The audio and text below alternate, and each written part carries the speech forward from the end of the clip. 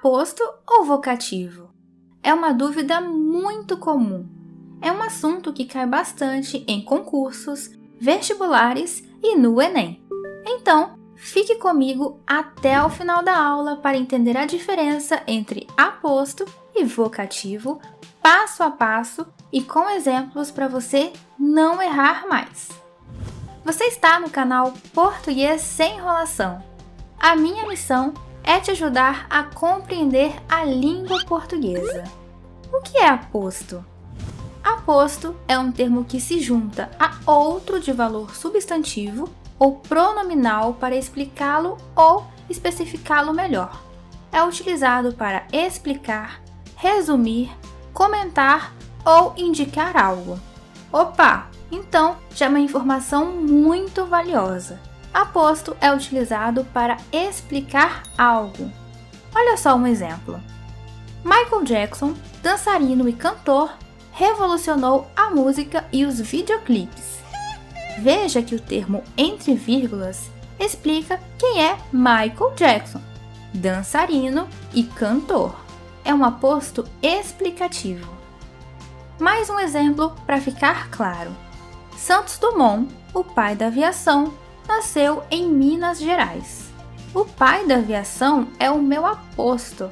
É a explicação de quem é Santos Dumont, o pai da aviação. Veja só, se eu conseguir retirar da oração e o sentido for mantido, é um aposto. O aposto é um termo acessório. Observe só, se eu tirar dançarino e cantor, a frase continua tendo o mesmo sentido. Michael Jackson revolucionou a música e os videoclipes. Perfeito, o sentido continua o mesmo. Santos Dumont nasceu em Minas Gerais. O sentido também continua o mesmo. Então, essas informações que eu adicionei, nós chamamos de aposto. Se eu retirar o aposto, as orações continuam com sujeito e predicado. Acabamos de ver o aposto explicativo, mas temos outros tipos de aposto. Aposto enumerativo. Enumera, desdobra os elementos contidos em um só termo. Veja só, meus amigos só queriam isto: liberdade, respeito e dignidade. Fica bem fácil de identificar o aposto aqui porque nós temos os dois pontos. Mais exemplos. Já conheci vários países: Espanha, Bolívia, França e Japão. O diretor solicitou 3 documentos: histórico escolar, atestado médico e carteira de trabalho. Tudo que vem após os 2 pontos, enumerando os itens, é aposto. Aposto resumitivo. Como o próprio nome já diz, resume os termos citados anteriormente. Diretora, coordenadora e professora, todas irão à confraternização. O próprio nome já diz, é um resumo. Observe que se eu tirar a palavra todas, não perderá o sentido. Todas apareceu aqui para resumir. Mais exemplos. Comprei cadernos, canetas e estojos, tudo em promoção. Escritores, pintores e escultores, todos são artistas incríveis. Observe que faz um resumo. Aposto especificativo. Serve para especificar ou individualizar um termo genérico da oração. Geralmente é um nome próprio e não surge isolado por vírgulas. Por exemplo, o escritor Jorge Amado foi homenageado em nossa reunião. A aluna Lívia deve comparecer hoje. Veja o primeiro exemplo. Não estamos falando de qualquer escritor. É o escritor Jorge Amado. No segundo exemplo, não estamos falando de qualquer aluna. É a aluna Lívia. Observe que é sempre um nome próprio, viu? É muito importante que você se lembre disso. Aposto distributivo.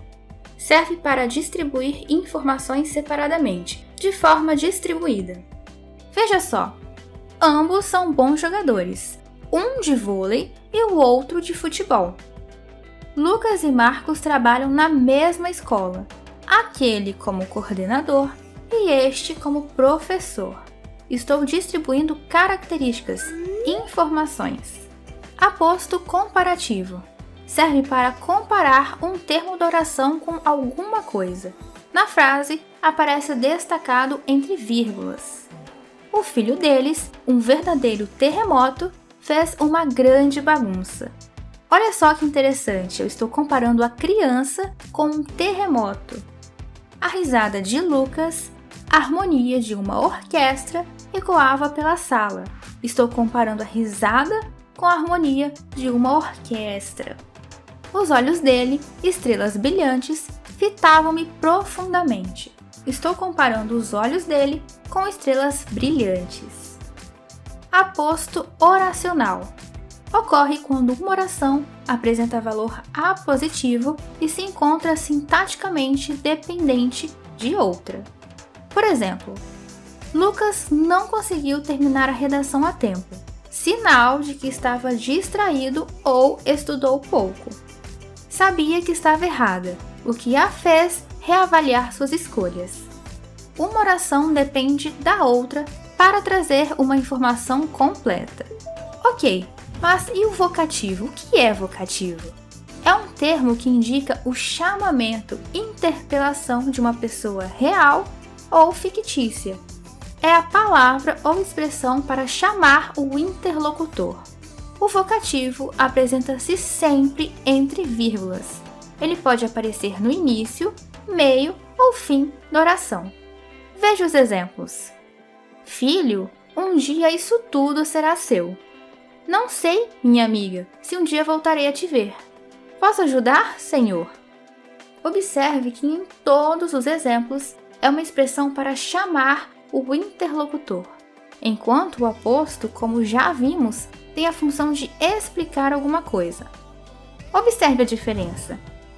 Joana, minha professora de matemática, passou a atividade hoje. Por favor, Joana, quero estudar com você. Veja bem, a primeira frase eu tenho um aposto, é a explicação. Joana é a minha professora de matemática. Por favor, Joana, quero estudar com você. Agora é uma interpelação, eu estou chamando a Joana, ou seja, é um vocativo. Estou dizendo a Joana que quero estudar com ela. Conseguiu compreender a diferença? Então, chegou a hora de fazer atividades para testar os seus conhecimentos. Na oração, Carlos, um pai comum, decidiu fazer a diferença. É possível apontar o aposto: A. Explicativo, B. Enumerativo, C. Especificativo, D. Comparativo, E. Oracional.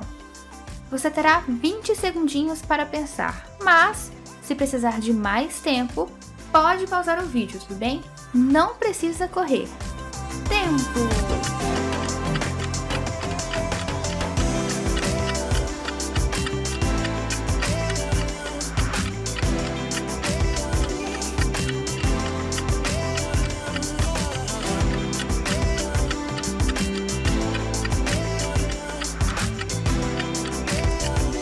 Vamos corrigir? Se você marcou a letra A, você acertou. A expressão um pai comum é um aposto que explica quem é Carlos. Qual é a função do termo em destaque? Filhos, saiam já da chuva. Letra A, sujeito. B, aposto. Letra C, adjunto adverbial. Letra D, adjunto adnominal. Ou letra E, vocativo. Tempo!